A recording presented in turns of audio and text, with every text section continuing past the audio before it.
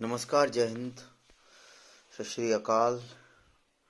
My name is Acharya Alok and I am from Acharya IAS। जैसा कि आप जानते हैं, पिछले कई समय से हम यूपी PCS के मेंस का टेस्ट सीरीज और क्वेश्चन हम कर रहे हैं। हम जानते हैं, एक प्रश्न लेते हैं और उस पर विचार करते हैं। तो उसी क्रम में आज ये जो मैं प्रश्न ले रहा हूँ वो बहुत ही आवश्यक भी है और आपको पता होना चाहिए एज अ सिविल सर्वेंट। सामान्य अध्ययन प्रश्न पत्र 3 2019 का ये प्रश्न है। देखिए प्रश्न कितना अच्छा प्रश्न है और कैसे प्रश्न आते हैं आपको इससे आइडिया लग जाएगा। ऑलराइट, सो स्टार्ट करते हैं। तो प्रश्न है, डिजिटल अधिकार क्या होते हैं? What are the digital rights? इनके उद्देश्यों की विवेचना कीजिए। बिल्कुल सिंपल सा है। अगर आप डिजिटल राइट्स आपने पढ़े हैं कि भाई डिजिटल राइट्स से तात्पर्य सीधा हो जाएगा कि फेसबुक, ट्विटर, इंस्टाग्राम और ये जितने भी सोशल मीडिया प्लेटफॉर्म है उनके राइट्स क्या हैं, उन्हें कैसे यूज़ करना है वो हम पढ़ेंगे। तो डिजिटल अधिकार डिजिटल मीडिया के न्यायपूर्ण समता मूलक प्रयोग को सुनिश्चित करता है। अर्थात डिजिटल अधिकारों में मानवाधिकार एवं कानूनी अधिकार शामिल हैं जो व्यक्तियों को डिजिटल मीडिया तक पहुंचने, उपयोग करने, कंप्यूटर व अन्य इलेक्ट्रॉनिक उपकरण और दूरसंचार नेटवर्क तक पहुंचने और उपयोग करने की अनुमति देता है। ठीक है, समझ गए होंगे आप।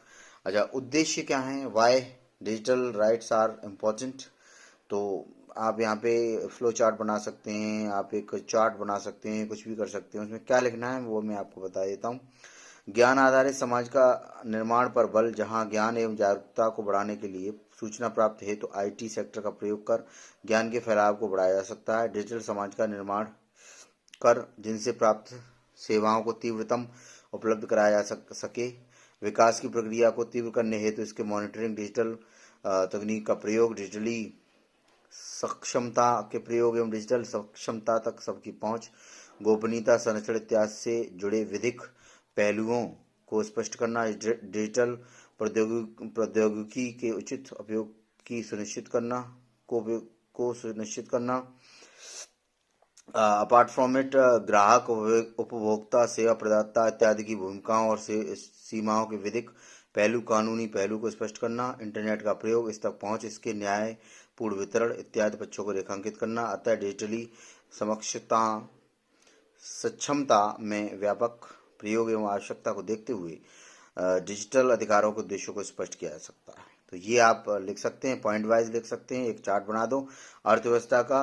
तो डिजिटलीकरण कहाँ कहाँ यूज होता है? देखो, अर्थव्यवस्था को भी सुदृढ़ करता है, एडमिनिस्ट्रेशन यानी प्रशासन को भी सुदृढ़ करता है, न्यायतंत्र को, कानून की प्रणाली को सुदृढ़ करता है, और स्वास्थ्य हेल्थ जो है तो शिक्षा, स्वास्थ्य, रोजगार, हेल्थ, ये सब चीज़ इसमें आ सकती हैं। आप एक चार्ट बना सकते हैं। इस तरीके से आप एक ये प्रश्न का आंसर लिख सकते हैं। धन्यवाद, जय हिंद, नमस्कार।